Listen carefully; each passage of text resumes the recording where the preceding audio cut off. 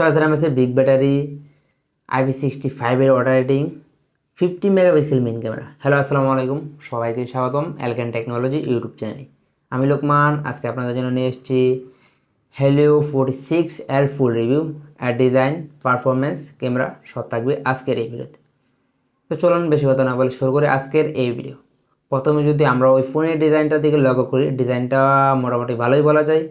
Side এবং back দুটো জায়গাতেই প্লাস্টিক ব্যবহার করেছে। ওই ফোনটা সাইড প্যানেলে লক্ষ্য করলে নিচের দিকে 3.5 মিলিমিটার হেডফোন জ্যাকটা আপনারা পাইতেছেন।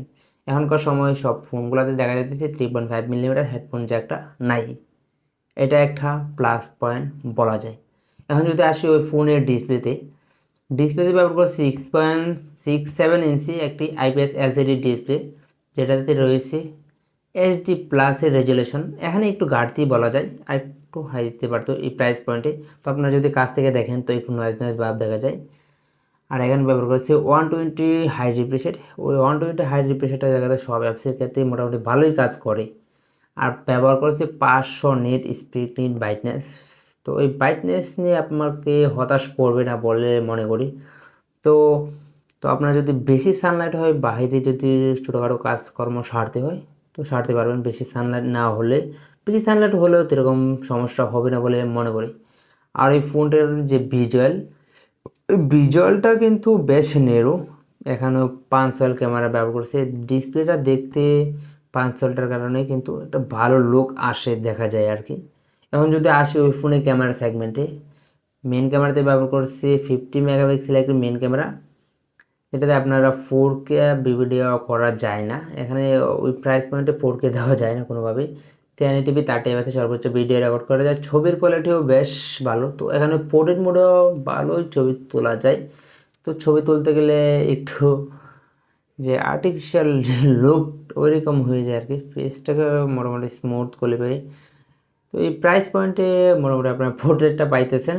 তো পোর্ট্রেটও মোটামুটি ভালোই ছবি ক্যাপচার করা যায়। এখন যদি আসি ওই ফোনের সেলফি ক্যামেরাতে ব্যবহার করছে একটি 8 মেগাপিক্সেলের সেলফি ক্যামেরা। ওটা দিয়ে মোটামুটি ভালো ছবি ক্যাপচার করা যায়।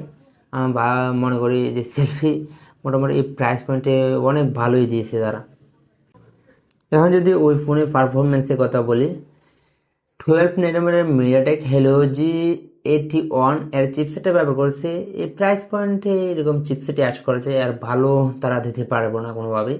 তো ওইটাতে আপনার দৈনন্দিন জীবনে ফেসবুক, ইউটিউব কিংবা টিকটকের মতো যত অ্যাপস সবই স্ক্রলিং করতে পারবেন, কোনো সমস্যা দেখা দেয় না।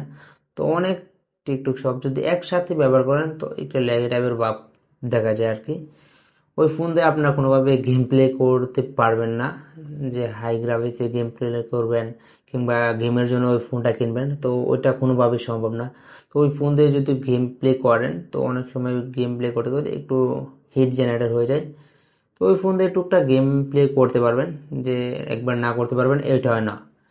একটা ভেরিয়েন্টের লঞ্চ হয়েছে 6128, তো এর দাম রাখা হয়েছে 15,999 টাকা। এই প্রাইস পয়েন্টে সব ঠিকঠাকই আছে। তো এখানে রেজুলেশনের একটু ঘাটতি রয়েছে। এখন যদি আসি ওই ফোনের ব্যাটারি সেগমেন্টে রয়েছে বিশাল 100 কভার, যেখানে 6000 mAh বিগ বড় ব্যাটারি বলা যায়। এর সাথে রয়েছে একটা 18 ওয়াটের চার্জার। তো চার্জারটাও মোটামুটি ঠিকই আছে। তো ওই ফোনটা দিয়ে আপনারা অনায়াসে 2 থেকে 2.5 দিন ব্যাকআপ পাবেন বলে মনে করি। প্রাইস পয়েন্টে একটা অফিসিয়াল ফোন কেনা ঠিকই। তো আজকে ভিডিওটা এই পর্যন্ত। আমার চ্যানেলে যারা নতুন অবশ্যই চ্যানেলটি সাবস্ক্রাইব করবেন, আর অবশ্যই পেজ হলে অবশ্যই পেজটি ফলো করবেন। আর নেক্সট ভিডিও পাওয়ার জন্য অবশ্যই